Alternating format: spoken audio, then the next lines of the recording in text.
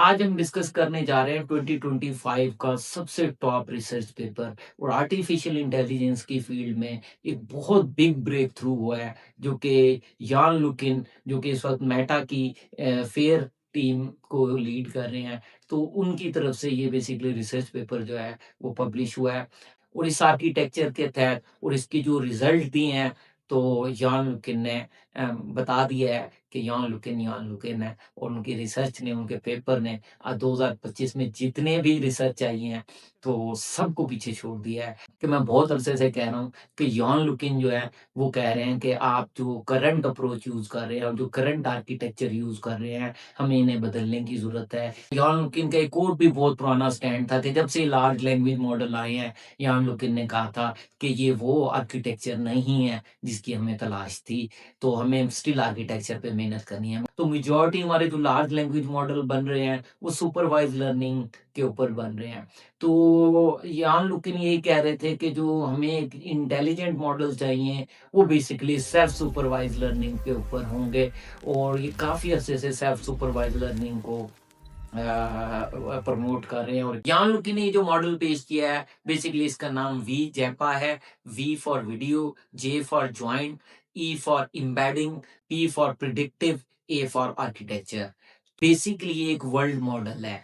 Large language model में और world model में क्या फ़र्क है? सिमिलर आर्किटेक्चर पे ये मॉडल भी जो इसको वीडियो या इमेज दी जा रही होती है, तो ये बेसिकली उसके अंदर के कॉन्टेक्स्ट को अंडरस्टैंड करने की कोशिश करता है। मुझे यूँ लगता है कि अब जो है ट्रेंड जो है वो वर्ल्ड मॉडल की तरफ जाएगा और जैसे हमारे पास ये भी न्यूज़ चल रही है कि यॉन लुकिन जो है वो मेटा को रिज़ाइन करने जा रहे हैं। इस पेपर के बाद अलेक्जेंडर वोंग ने भी बेसिकली छक्का लगाया है। उधर भी एक मेटा की तरफ से बड़ा ब्रेक थ्रू हुआ है। बेसिकली एक चाइनीज़ स्टार्टअप है मैनस एआई, एमएनयूएस, मैनस एआई। तो बेसिकली अलेक्जेंडर वांग ने Chinese company minus dot AI को $2 बिलियन डॉलर में मेटा को एक्वायर करवा दिया है। और इस मॉडल का कमाल ये है कि आप इससे क्लासिफिकेशन भी ले सकते हैं, प्लानिंग भी ले सकते हैं, एक्शन भी ले सकते हैं। नॉर्मली जो हमारे मॉडल आते हैं, तो अगर हमने उसे मल्टीपर्पज़ यूज़ करना हो, तो मॉडल वही रहता है मगर मॉडल के हेडर हम बदल देते हैं। अगर हमने उसे क्लासिफिकेशन प्रॉब्लम में यूज़ करना है, तो हम क्लासिफिकेशन वाला हेडर लगा देते हैं।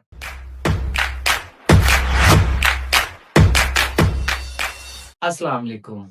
आज हम डिस्कस करने जा रहे हैं 2025 का सबसे टॉप रिसर्च पेपर और आर्टिफिशियल इंटेलिजेंस की फील्ड में एक बहुत बिग ब्रेक थ्रू हुआ है जो कि यान लुकिन जो कि इस वक्त मेटा की फेयर टीम को लीड कर रहे हैं। तो उनकी तरफ से ये बेसिकली रिसर्च पेपर जो है वो पब्लिश हुआ है। बहुत अरसे से, जैसे मैंने भी अपनी पिछली प्रीवियस वीडियोस में कहा है और जितने भी मेरे स्टूडेंट्स हैं वो इस बात को जानते हैं कि मैं बहुत अरसे से कह रहा हूँ कि यान लुकिन जो है वो कह रहे हैं कि आप जो करंट अप्रोच यूज़ कर रहे हैं और जो करंट आर्किटेक्चर यूज़ कर रहे हैं, हमें इन्हें बदलने की ज़रूरत है। इन्हीं को फाइन ट्यून करके, इन्हीं को इम्प्रूव करके मोस्टली कंपनीज़ अपने नए वर्ल्ड मॉडल्स ला रही हैं और उनके अंदर बेंचमार्किंग में एक-दूसरे से स्लाइटली डिफरेंट स्कोर लेके टॉप पर आ रहे हैं।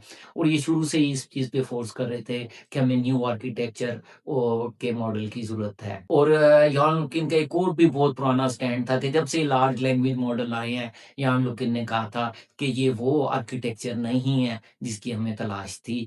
तो हमें स्टिल आर्किटेक्चर पे मेहनत करनी है, मगर पूरी दुनिया लार्ज लैंग्वेज मॉडल और लार्ज लैंग्वेज मॉडल के पीछे भागती रही। और इनका शुरू से स्टांस यही था कि लार्ज लैंग्वेज मॉडल वो परफॉर्मेंस नहीं दे पाएँगे जो हम उनसे एक्सपेक्ट कर रहे हैं, due to their architectural limitations. तो ये चाह रहे थे कि बहुत बड़ा ब्रेक थ्रू हो।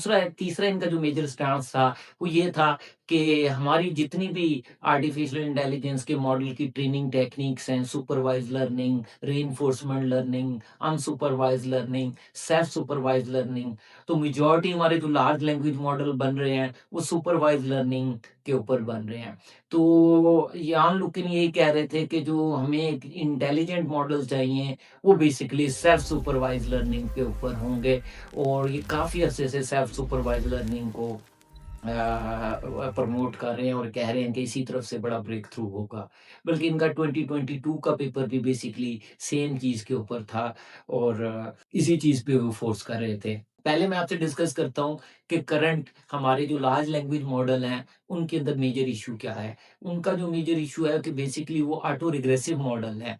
वो क्या करते हैं, ऑटो रिग्रेसिव मॉडल ये है कि आपने एक एआई मॉडल को कहा कि आप कोई ऐसे लिखो, तो वो 1000 वर्ड का पाकिस्तान पर, तो वो फ़ार से कहेगा पाकिस्तान आउटपुट देगा पहला वर्ड, तो आप उसे दोबारा इनपुट में ले जाओगे और फिर वो अगला वर्ड प्रिडिक्ट करेगा पाकिस्तान इज़, फिर आप पाकिस्तान इज़ को इनपुट में दोगे, इज़ फिर वो पाकिस्तान इज़ वो कहेगा ब्यूटीफुल, आप फिर दोगे पाकिस्तान इज़ ब्यूटीफुल, तो आपने 1000 वर्ड जनरेट करने हैं, तो लास्ट वर्ड के लिए आपको 999 वर्ड दोबारा इनपुट में देने होते हैं और वो पूरा मॉडल एट ए टाइम आपको जस्ट 1 वर्ड आउटपुट दे रहा होता है। इसकी वजह से एक तो इसकी जो आउटपुट है वो बहुत स्लो हो जाती है, दूसरा इश्यू है कि इसकी कंप्यूटेशन कॉस्ट बहुत बढ़ जाती है, तीसरा जब आप रोबोटिक्स में या अप्लाइड लाइफ के अंदर इसे अप्लाई करने लगते हैं, तो एक रोबोट ने जिसने मतलब एक रियल लाइफ में रियल वर्ल्ड के अंदर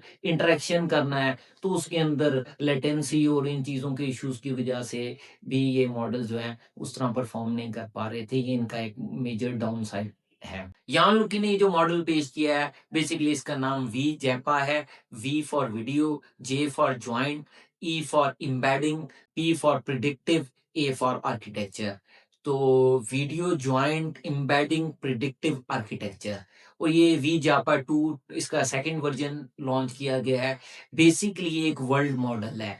लार्ज लैंग्वेज मॉडल में और वर्ल्ड मॉडल में क्या फ़र्क है? बेसिकली जो वर्ल्ड मॉडल होते हैं, इसमें हम अपने मॉडल को वर्ल्ड की अंडरस्टैंडिंग देते हैं कि ये हमारी वर्ल्ड में है क्या और किस तरह वो वर्क करती है। जिस तरह हमारी रियल वर्ल्ड है, हम इस रियल वर्ल्ड का एक सिमुलेटेड डिजिटल ट्विन बना लेते हैं।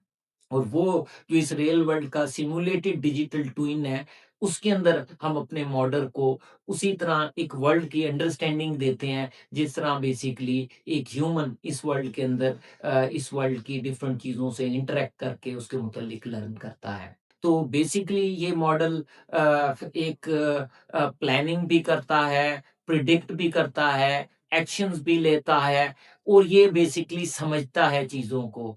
ये लार्ज लैंग्वेज मॉडल की तरह नहीं है।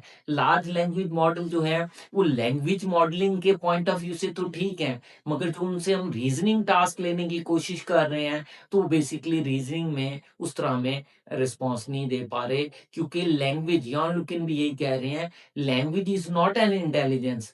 तो आप एक लैंग्वेज मॉडल से इंटेलिजेंस अचीव करने की कोशिश कर रहे हैं, तो वो बेसिकली इंटेलिजेंस नहीं है। जैसे रियल वर्ल्ड में आप एक पंखे को घूमता देखते हैं, तो आपके ज़हन में आता है कि पंखा चल रहा है, तो आपको उसकी मीनिंग समझ आ जाते हैं। अब आपको यहाँ बोलने की ज़रूरत तो नहीं है कि पंखा चल रहा है, आप जस्ट चीज़ों को अंडरस्टैंड कर रहे हैं। सिमिलर आर्किटेक्चर पे ये मॉडल भी जो इसको वीडियो या इमेज दी जा रही होती है, तो ये बेसिकली उसके अंदर के कॉन्टेक्स्ट को अंडरस्टैंड करने की कोशिश करता है। और वो भी किस तरह होता है? वो बेसिकली एम्बेडिंग के थ्रू हो रहा होता है। जिसे हम लेटेंट स्पेस बोल रहे होते हैं। तो ये बेसिकली लेटेंट स्पेस क्या होती है? ये बेसिकली हम ना लॉजिकली अपने डेटे को एक स्पेस के अंदर एम्बेड करते हैं, रखते हैं। आप यूँ समझ लें कि एक ब्लैंक सिटी है, आपने उसको ऑर्गेनाइज़ करके उसमें इंसानों को आबाद करना है, तो आप डिफरेंट डॉक्टर्स के लिए कॉलोनी बनाएँगे, वकीलों के लिए अलहदा कॉलोनी बनाएँगे, आर्मी ऑफिसर्स के लिए अलहदा कॉलोनी बनाएँगे, प्लान वे में आप डिफरेंट टाइप के लोगों को डिफरेंट फिजिकल स्पाशियल लोकेशन के ऊपर आप उनको एम्बेड करेंगे। सेम हमारा जितना भी ये नॉलेज होता है या इंफॉर्मेशन होती है, इसे हम एक लेटेंट स्पेस के अंदर एम्बेड करते हैं और डेटा अपने सेमेंटिकल मीनिंग के अकॉर्डिंग उस स्पेस के अंदर एम्बेड हो रहा होता है। और जो उनके अपोजिट सेमेंटिकल मीनिंग रखने वाले हैं, वो काफ़ी दूर या अपोजिट स्पेस में जा रहे होते हैं, और जो सिमिलर एट्रीब्यूट रखने वाले हैं, वो सेम स्पेस के अंदर आ रहे होते हैं। इस तरह हमें उसकी एम्बेडिंग स्पेस से आइडिया हो जाता है कि ये किस स्पेस के अंदर है, तो ये किस मीनिंगफुल होगा। जैसे अभी हम किसी शख्स से मिले और हम उससे पूछें कि आप कहाँ रहते हैं? वो बताएगा जी मैं कैंट में रहता हूँ, तो हमें फ़ौरन पता लग जाएगा कि ये आर्मी से बिलॉन्ग करता है, या इसकी फैमिली का कोई शख्स आर्मी से बिलॉन्ग करता है। उसकी एम्बेडिंग से हमें अंदाज़ा हो जाता है कि किस जगह से आया है। सेम इन्होंने लेटेंट स्पेस के अंदर एक कांसेप्चुअल, एक सेमेंटिकल एम्बेडिंग की गई है, बहुत हाई लेवल के ऊपर, और बहुत जिसको ये basically joint embedding predictive architecture कह रहे हैं। और जब भी इसके पास कोई डेटा आता है या इंफॉर्मेशन आती है, ये बेसिकली उस लेटेंट स्पेस के अंदर ही उसकी अंडरस्टैंडिंग को ट्रांसलेट कर रहे होते हैं। तो आप इस मॉडल को से कोई क्वेश्चन आंसर भी पूछ सकते हैं, इसे टास्क भी परफॉर्म करवा सकते हैं, और काफ़ी सारे इस तरह के ऑपरेशंस किए जा सकते हैं, क्योंकि ये मॉडल जो है वो चीज़ों को समझ रहा है, और समझ किस तरह रहा है, जैसे मैंने भी बताया कि ये बेसिकली जॉइंट एम्बेडिंग की वजह से कि हम डेटे को उसकी एक लॉजिकल या सिमेंटिकल स्पेस बनाकर उस स्पेस के अंदर हम डेटे को एम्बेड करते हैं। और जब भी ये हमारा कोई भी टास्क होता है, जैसे हम अपने इस मॉडल को कोई वीडियो दिखाते हैं, तो वो उस वीडियो के अंदर चीज़ों को अंडरस्टैंड कर रहा होता है according to their semantical embedding information. तो ये बेसिकली दूसरा इसमें ये है कि ये ज़ाहिर है सेल्फ सुपरवाइज़ है। अगर आप इसके रिसर्च पेपर में देखें, तो इसने जो ज़ीरो शॉट लर्निंग में जो रिज़ल्ट दिए हैं, देखें किस हाई लेवल के ऊपर इसने अपने काउंटर पार्ट को कम्पीट किया है। तो जबकि वो 2027 में बेंचमार्किंग में स्कोर कर रहे हैं, और ये 70 प्लस के ऊपर आपको स्कोर दे रहा है। एक तो ये प्रूफ ऑफ कांसेप्ट हुआ कि ये कह रहे थे सेल्फ सुपरवाइज्ड लर्निंग वर्क करेगी। दूसरा अब जो ट्रेंड है वो लार्ज लैंग्वेज मॉडल से हटकर लार्ज वर्ल्ड मॉडल की तरफ आएगा। ये लार्ज तो नहीं बोले, वर्ल्ड मॉडल कह रहे हैं उन्हें, और बल्कि काफ़ी टॉप साइंटिस्ट जो है ना, वो इस वक़्त वर्ल्ड मॉडल को रिकमेंड कर रहे हैं। जॉन लुकिन जो है वो सबसे स्टार्ट में है। इन्हीं के साथ एक और बड़ी टॉप एआई की रिसर्चर है फी ली। तो वो भी बेसिकली उन्होंने अपनी ही कंपनी बनाई हुई है, और वो अपनी कंपनी के अंदर वो भी वर्ल्ड मॉडल्स पे काम कर रही हैं। और इन सब का यही फ़ोकस है कि बेसिकली ये वर्ल्ड मॉडल जिसके अंदर ये एक वर्चुअल वर्ल्ड के की इंट्यूशन अंडरस्टैंड करेंगे मॉडल्स, ये मॉडल ज़्यादा इंटेलिजेंट मॉडल हैं एज़ कंपेयर टू जो हमारे लैंग्वेज मॉडल हैं। और इस आर्किटेक्चर के तहत और इसके जो रिज़ल्ट दिए हैं, तो यॉन लुकिन ने बता दिया है कि यॉन लुकिन है, और उनकी रिसर्च ने, उनके पेपर ने 2025 में जितने भी रिसर्च आई हैं, तो सबको पीछे छोड़ दिया है। टेक्निकल आर्किटेक्चर वाइज़ देखा जाए तो ऑसम, आइडिया वाइज़ देखा जाए, रिज़ल्ट वाइज़ देखा जाए, अब जिस भी इसको हवाले से देखें, तो ये कमाल पेपर है, और कमाल रिसर्च कंडक्ट की गई है। तो यान लुकिंग के इस रिसर्च पेपर के बाद जो है वो मुझे यूँ लगता है कि अब जो है